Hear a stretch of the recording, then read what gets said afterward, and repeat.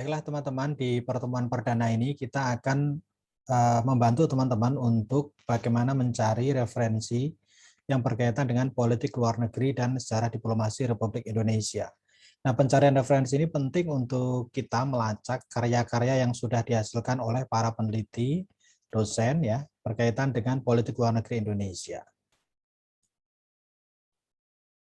Nah, untuk itu mari kita mencari melalui Google ya beberapa karya. Yang pertama adalah buku ya. Buku yang kita gunakan untuk diskusi di mata kuliah kita adalah buku utamanya adalah buku yang kami tulis ya, saya bersama Pak Isman Pasha mengenai diplomasi Indonesia, realitas dan prospek. Nah, kami sudah mengunggahnya di ResearchGate, jadi teman-teman tinggal menggunakan ResearchGate, diplomasi Indonesia, realitas dan prospek, dan akan dapatkan linknya seperti ini. Atau kalau di kelas ya, teman-teman sudah ada link yang bisa diklik. Nah, di sini ada pilihan ya, abstrak buku ini hanya seperti ini, tapi teman-teman nanti bisa melihat mengenai full buku ini di full text ya. Nah, ini full text. Kemudian di full text ini teman-teman nanti diambil yang link data ya, yang ada datanya. Ini yang ada file variable ya. Kemudian ini teman-teman bisa download di sini. Ini saya sudah download berapa kali nih? 2 kali atau 3 kali. Oke.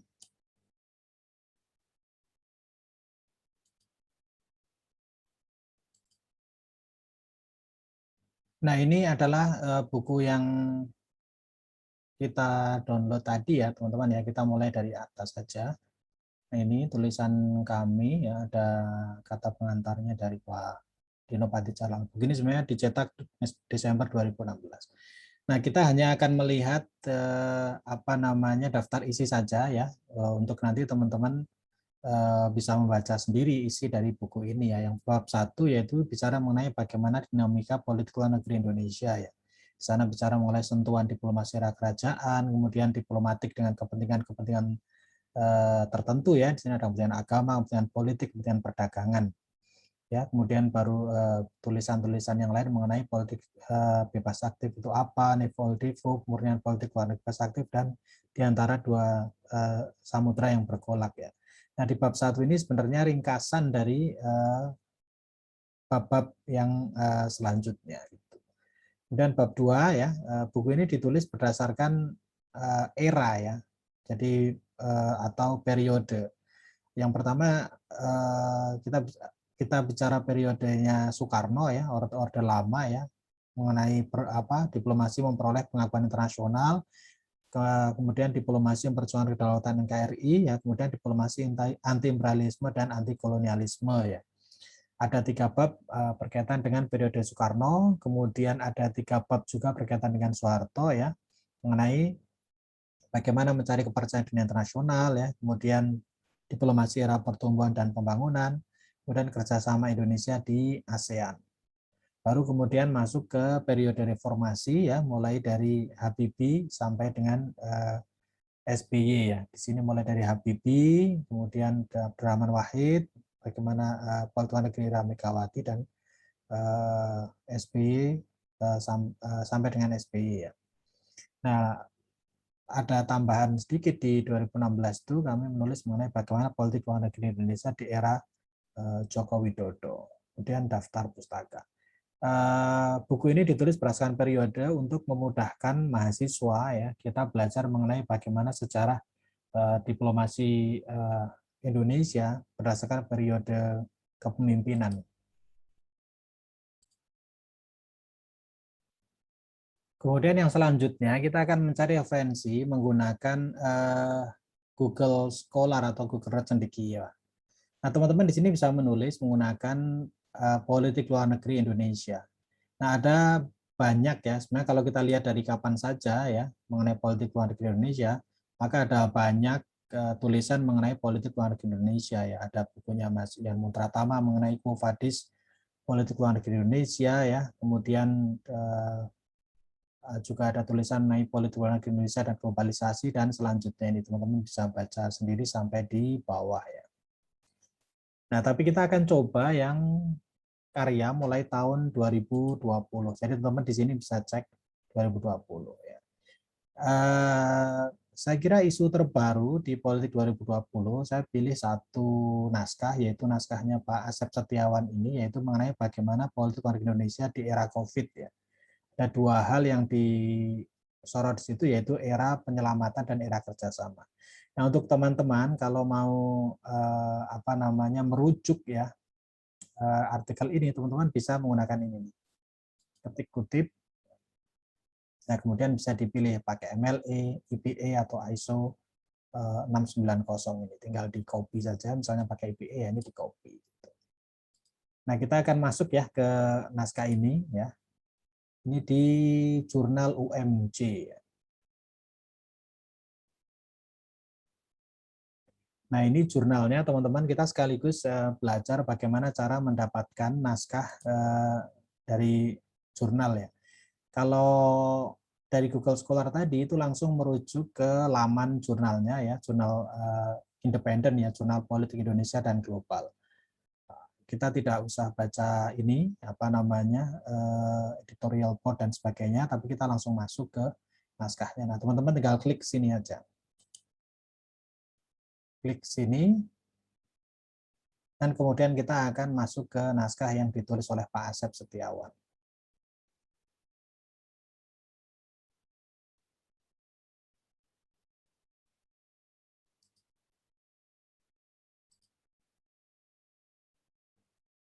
Ini naskah yang kita dapatkan teman-teman dari naskahnya Pak Asep Setiawan. Nah, saya mohon izin ya, karena sudah saya download dulu bahannya, nanti kita coba dari PDF yang sudah saya download.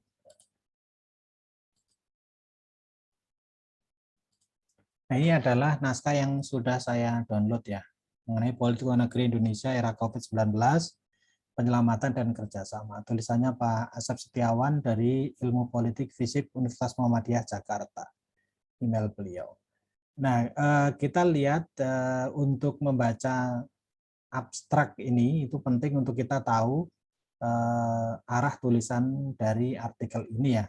Nah, kalau kita baca dari judulnya jelas, yaitu ini bagaimana politik luar Indonesia di era penyelamatan dan kerjasama. Apa sih yang ditulis dalam jurnal ini ya? Saya coba buat highlight beberapa hal ya. Yang pertama adalah dia menyoroti mengenai bagaimana politik luar negeri Indonesia sejak Joko Widodo menjadi presiden ya, yang dianggap oleh para peneliti itu lebih ke inward looking ya, atau lebih banyak mementingkan di dalam negeri. Nah, kemudian ada tantangan yang dihadapi di tahun 2020 di mana dunia dihadapkan pada COVID-19. Nah, di sini menulis secara mengalir ya mengenai bagaimana penyelamatan yang dilakukan oleh pemerintah Indonesia ya dalam hal ini dengan cara pengembalian atau WNI ya, pemulangan WNI ke Republik Indonesia. Di sini ditulis mengenai bagaimana tabel perkembangan COVID ya. Kita lihat di sini sampai Maret 2020. Saya kira di naskah jurnal ini ya, naskah artikel ini itu menceritakan mengenai bagaimana upaya Indonesia untuk sebagai bentuk perlindungan WNI untuk kembali ke Indonesia ya. Kemudian yang kedua adalah selain tadi upaya penyelamatan WNI, Indonesia juga berusaha melakukan kerjasama ya. Di sini dilihat bahwa diplomasi Indonesia untuk mendorong kerjasama ini tampak dalam pertemuan di ASEAN ya. Saya kira ini juga sudah kita lihat banyak berita maupun pengetahuan yang juga sudah kita dapatkan sekarang ya, karena datanya ini data tahun 2020 dan kita lihat tadi sampai dengan Maret ya. Jadi saya kira sudah berkembang. Kita langsung ke kesimpulan saja ya. Di sini adalah politik luar negeri Indonesia ya dalam respon pandemi COVID mencerminkan bagaimana karakter politik luar negeri Indonesia di bawah pemerintah Joko Widodo yang menurut Pak Asep Setiawan ini adalah inward looking ya. Keselamatan WNI ya menjadi alasan kebijakan luar negeri memprioritaskan keselamatan mereka. repatriasi dan pemulangan di daerah yang berbahaya ya dalam waktu sekitar 5 bulan dari Maret sampai Agustus sudah mencapai 120.000 orang yang dikembalikan atau pulang ke Indonesia. Nah, kemudian ini juga seperti tadi kita lihat menggambarkan mengenai apa yang dilakukan Indonesia, yaitu Indonesia melakukan selain pemulangan tadi adalah melakukan kerjasama ya dengan tiga pihak di sini yaitu Cina, Korea Selatan dan Uni Emirat Arab.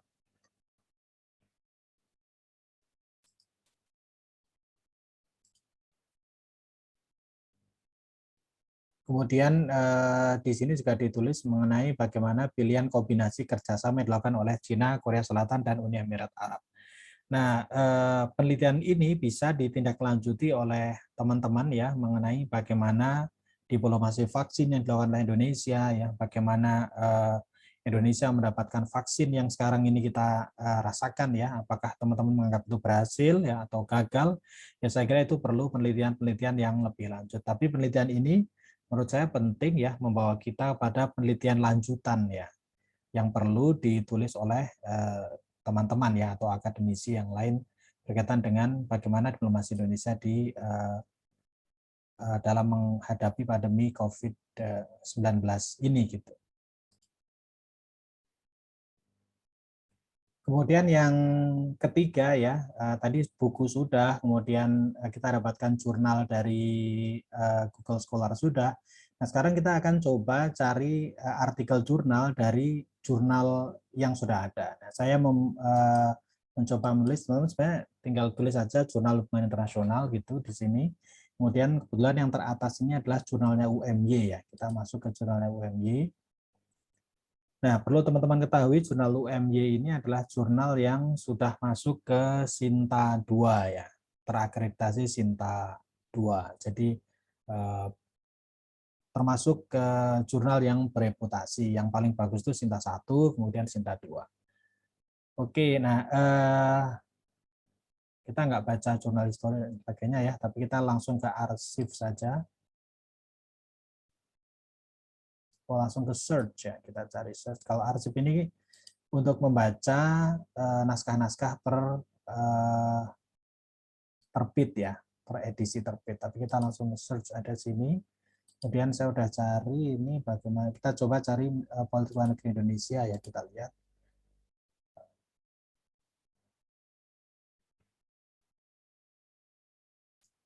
Nah ini tulisan yang ada mengenai politik luar negeri Indonesia yang terbaru tahun 2018 mengenai haluan politik luar negeri Indonesia, perbandingan diplomasi middle power ya, Susilo Bambang Yudhoyono dan Joko Widodo. Saya kira itu yang terbaru untuk politik luar negeri Indonesia ya. Ini ada 2019 baru, tapi ini Islam dan politik luar negeri tapi di Singapura. Kita coba pakai kata lain yaitu diplomasi Indonesia misalnya. Siapa tahu kita bisa dapatkan artikel yang terbaru ya. Ini 2017 ya, pendekatan konstruktivis ya. Ini 2018. Ini ada kebijakan sawit Uni Eropa dan tantangan bagi diplomasi ekonomi Indonesia. Nah, saya kira juga menarik ya mengenai kebijakan sawit. Yang terbaru saya kira ini kebijakan sawit Uni Eropa dan tantangan bagi diplomasi ekonomi Indonesia. Tapi yang saya pilih artikel yang ini ya 2018 ya, karena tadi kita lihat 2 kali di ketika kita menggunakan kata pencarian politik luar negeri ya Indonesia dan kita menggunakan kata diplomasi Indonesia. Dan teman-teman bisa baca sendiri yang lain ya mengenai kebijakan sawit ini juga bisa dibaca oleh teman-teman. Nah, untuk dapatkan PDF-nya caranya di sini ya, teman-teman.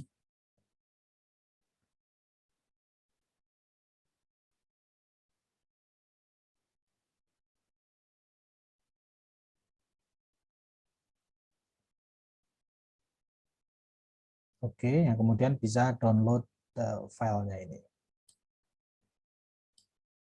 Teman-teman bisa download di sini ya. Saya sebenarnya sudah download, nanti kita lihat apa yang saya highlight dari naskah ini ya.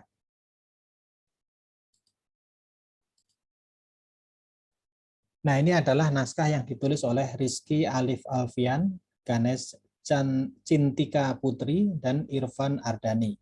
Ini memang bukan isu yang sangat baru ya, karena isu yang sekarang membahas banyak mengenai COVID ya, diplomasi Indonesia di era COVID-19 ya. Tapi saya kira kajian ini menarik ya, menurut saya untuk membahas bagaimana haluan politik luar negeri Indonesia yang sekarang kita rasakan ya. Middle power itu sering didiskusikan ya. Kemudian ini tulisan menarik karena membandingkan bagaimana diplomasi middle power era Susilo Bambang Yudhoyono dan Joko Widodo. Seperti biasa ya, abstrak dulu dibaca di sini teman-teman ya. Artikel ini berupaya mengidentifikasi perubahan strategi diplomasi middle power Indonesia ya di era Bambang Yudhoyono dan Joko Widodo ya. Fenomena penting ya karena keduanya mengajukan visi yang berbeda ya, tetapi sama-sama memaknai Indonesia sebagai middle power. Lalu apa middle power versi Joko Widodo, apa middle power versi Susilo Bambang Yudhoyono, dan bagaimana mereka memperjuangkannya. Nah, di sini menggunakan istilah yang digunakan oleh cluster yaitu relational power untuk Joko Widodo, untuk Susilo Bambang Yudhoyono, dan kemudian meta power untuk Joko Widodo. Seperti apa kita baca di bawahnya ini. Nah, kita lihat di artikel ini ya, sama dengan artikel sebelumnya yang menyebut bahwa kemenangan Joko Widodo dalam pemilu 2014 itu membuat corak politik luar negeri Indonesia itu berbeda dengan di era sebelumnya ya. Kalau di Susilo Bambang Yudhoyono lebih outward looking ya, atau orientasinya keluar, tapi di eranya Joko Widodo ini lebih ke inward looking ya, yaitu lebih berorientasi ke dalam gitu. Itu yang ditulis di artikel ini ya. Kemudian artikel ini berpendapat bahwa strategi diplomasi middle power Indonesia telah mengalami pergeseran ya, terutama pada jenis power yang digunakan Indonesia. Di artikel ini secara jelas di awal disebutkan bahwa peran meta power semakin sentral dalam strategi diplomasi middle power Indonesia ya, karena ini ditulis ketika Joko Widodo sudah menjadi presiden ya. Meta power mendorong negara untuk mengubah aturan main rezim sehingga menjadi kondusif bagi kepentingannya. Nah, teman-teman tentu pengen tahu apa itu meta power, apa itu kemudian yang disebut SBY itu menggunakan relational power. Kita lihat di sini ya. Meski demikian, beliau garis bahwa tren pergeseran dari relational power ke meta power dalam politik luar negeri Indonesia terjadi secara tidak merata di seluruh bidang ya. Pergeseran ini juga tidak sempurna ya. Perubahan ke arah meta power tidak pernah membuat strategi berbasis relational power benar-benar menghilang. Nah, penting bagi teman-teman untuk membaca bagaimana tinjauan pustaka di artikel ini ya. Kita lihat mengenai bagaimana Indonesia sebagai middle power. Apa sih negara middle power ya? Kita lihat di sini menggunakan indikator yang diajukan oleh Ruhama 2015 ini, yaitu Indonesia dan Malaysia ya tergolong sebagai negara yang middle power ya. Apa saja indikatornya? Yang pertama adalah populasi, kedua adalah wilayah geografis, tiga pengeluaran militer ya, GDP, pertumbuhan real GDP, nilai ekspor ya, GNP ya. Kemudian persentase perdagangan dalam GDP dan angka harapan hidup ya. Nah, kemudian mengikuti nalar Pink dalam middle power adalah negara yang memiliki posisi tengah dalam hierarki ya. Tentu kita apa namanya sudah dapat memahami logika ini gitu.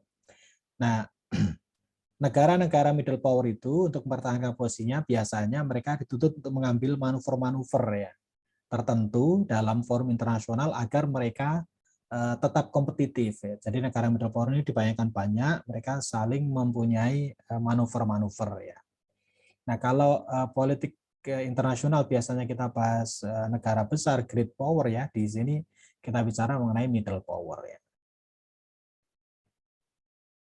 Nah, ini saya kira juga penting nanti teman-teman bisa baca mengenai apa namanya gambaran mengenai Holbrooke ini dari Holbrooke mengenai bagaimana middle power itu di dalam sistem internasional ya, kemudian juga apa namanya dikutip di tulisan ini untuk membawa kita pada gambaran bahwa pendekatan tersebut tidaklah cukup ya.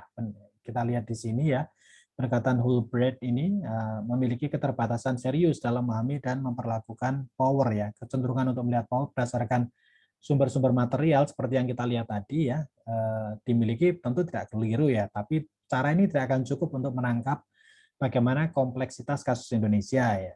Di sini diajukan ya saya kira dua argumen ya. Pertama, pendekatan whole bread ya yang kemudian diterapkan oleh Pink untuk Indonesia tak berhasil memeriksa power Indonesia yang bersifat non material ya. Jadi ada power yang dimiliki oleh Indonesia yang non material ya. Di sini ditulis misalnya power Indonesia diperoleh dari posisi normatif ya atas isu demokrasi, Islam, HAM yang dibawa oleh Susilo Bambang Yudhoyono ya, sering diungkapkan dalam forum internasional ya. Kemudian yang kedua adalah pendekatan tersebut juga tidak dapat menangkap aspirasi Indonesia untuk menjadi great power. Jadi ini ditulis bahwa negara-negara yang middle power itu kan juga punya keinginan untuk, menginginkan untuk menjadi negara yang great power juga ya gitu. Sehingga apakah negara itu akan selalu menjadi middle power ya, terus-menerus di situ memainkan yang tadi tulis hibridasi ya. Itu di situ ya tetap ada di situ melakukan manuver atau melakukan hal-hal yang baru. Nah, kemudian kita lihat ini kerangka konseptual yang digunakan ya dari teori yang sebelumnya, yaitu kita lihat di sini adalah middle power itu tidak cukup ya digunakan pendekatan sebelumnya, sehingga di sini diajukan konsep relational power dan meta power ya, menggunakan tulisannya Krasner ya 1985. Jadi saya kira tulisan ini cukup bagus ya untuk memberikan gambaran pada kita mengenai bagaimana politik luar negeri Indonesia yang dilihat sebagai negara middle power dan bagaimana kedua pemimpin menggunakannya. Nah, saya langsung ke tabel 1 ya mengenai bagaimana kerangka analisis middle power di sini ya.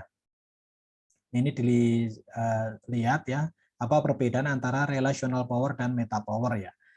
Yang pertama adalah mengenai teknik ya, bagaimana pemenangan konflik via peningkatan sumber daya strategis ya. Kalau relational power itu dia menggunakan aktor lain ya untuk mengambil tindakan sesuai keinginan aktor ya. Kemudian aktor memperoleh posisi strategis dalam institusi yang ada gitu. Jadi kalau ini kita bayangkan di era SBY, berarti SBY nanti akan menjadi aktor untuk mendapatkan posisi strategis tersebut menggunakan institusi-institusi internasional yang sudah ada. Sedangkan kalau meta power ya, aktor akan mendesain institusi, sementara aktor lain mengikutinya. Jadi ini tidak mengikuti institusi yang sudah ada, tapi akan membuat atau mendesain institusi yang baru. Itulah yang meta power yang Joko Widodo ya.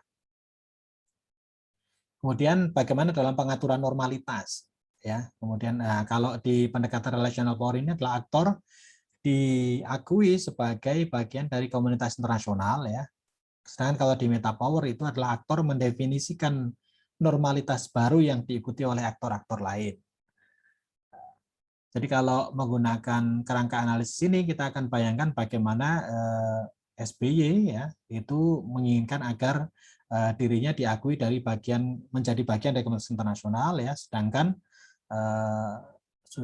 Joko Widodo itu ingin mendefinisikan normalitas baru ya. Kemudian aktor-aktor lain itu diminta untuk mengikuti. Nah, kita lihat pembahasan di sini ya, apakah sama ya dengan kerangka analisis ini atau ada perbedaan. Kita lihat ini bagaimana dia menggunakan beberapa Rizky, terus kemudian Ganesh dan Irfan ini menggunakan beberapa isu ya yang kedua pemimpin itu sama-sama mengangkat, yaitu yang pertama adalah diplomasi perbatasan dan maritim ya. Nah, ini dilihat di sini ya, mengambil beberapa kasus ya, seperti kasus antara Indonesia Malaysia, kemudian Indonesia Filipina dalam isu perbatasan dan maritim ya. Apa yang dilakukan oleh Yudhoyono di sana adalah Yudhoyono itu mengutamakan jalan-jalan damai ya, dilatari oleh keinginannya untuk memastikan Indonesia tidak memperoleh kecaman internasional ya, serta dapat menjadi contoh bagi negara lain bahwa sengketa perbatasan dapat diselesaikan melalui cara yang damai. Jadi sesuai dengan kerangka analisis yang tadi diajukan ya. Jadi aktor itu ingin menjadi bagian dari institusi internasional yang sudah ada. Lalu apa yang dilakukan oleh Jokowi ya? Jokowi itu kontras ya. Pemerintah Jokowi menunjukkan sikap yang cenderung asertif dalam merespon isu teritori ya, khususnya dalam kedaulatan Indonesia di laut ya. Di sini yang diberikan contoh yaitu mengenai bagaimana konfrontatifnya Indonesia ya dalam keputusannya untuk menamai bagian Laut Cina Selatan sebagai Laut Natuna Utara ya. Saya kira berita ini tahun 2017 ya. Nah, itu penting untuk kita menangkap momen ini, bagaimana sikap Jokowi yang konfrontatif di sini dianggap sebagai bagian untuk menciptakan normalitas baru ya. Nah, kemudian tulisan ini juga yang saya sorot di sini ya, karena ada beberapa isu yang lain ya. IUUF di sini diangkat dan sebagainya, hampir sama dengan isu perbatasan tadi ya. Tapi di sini kita lihat bahwa di bawah Yudhoyono Indonesia membangun citra sebagai negara yang dapat bersahabat dengan semua negara ya. Sedangkan kemudian strategi Yudhoyono ini ya karenanya dapat dilakukan dalam kategori relational power ya, sama dengan yang tadi kita lihat di kerangka analisis ya. Kemudian sedangkan Indonesia di bawah Jokowi itu memiliki kecenderungan bergerak ke arah meta power. Ya, ini membangun jarak dengan negara-negara berpengaruh dan aturan main yang mereka ciptakan. Jadi Jokowi membuat hal baru ya, di sana disebut Laut Cina Selatan, tapi kita menyebutnya Laut Natuna Utara. Kemudian juga di sini diberikan contoh demokrasi Islam dan HAM ya, di bawah Yudhoyono ya, cenderung lebih ketat dalam menjaga citra Indonesia sebagai negara demokratis, pro HAM dan moderat ya. Hal ini berbeda dengan Jokowi yang berupaya menyeimbangkan tuntutan masyarakat internasional ya, agar Indonesia bersikap demokratis ya, pro HAM dan moderat dengan gagasan kedaulatan nasional. Jadi kedaulatan nasional ini diangkat di sini. Saya kira yang ditulis oleh Rizky, kemudian Ganes dan Irfan ini, saya kira sudah menggambarkan ya sesuai dengan kerangka analisis yang diajukan ya di sini, relational power dan meta power oleh Krasner ya. Jadi kesimpulan artikel ini ya, jadi upaya untuk melajari perubahan strategi diplomasi Indonesia sebagai negara middle power dari Presiden Susilo Bambang Yudhoyono ke Presiden Jokowi. Dan artikel ini menggambarkan kepada kita secara runtut dan ditulis dengan sangat baik ya, bahwa ada memang perubahan ya strategi yang dilakukan oleh Jokowi ya dibandingkan dengan ketika Presiden Susilo Bambang Yudhoyono. Nah, tentu teman-teman bisa membuat penelitian-penelitian lanjutan ya, bagaimana mengenai efektivitas dari dan respon ya negara-negara di sekitar ya berkaitan dengan strategi yang dijalankan oleh Joko Widodo dan Susilo Bambang Yudhoyono ya. Mana yang lebih baik ya, mana yang direspon lebih baik gitu, mana yang lebih efektif dan sebagainya. Bisa menggunakan teori dan pendekatan yang lain. Gitu.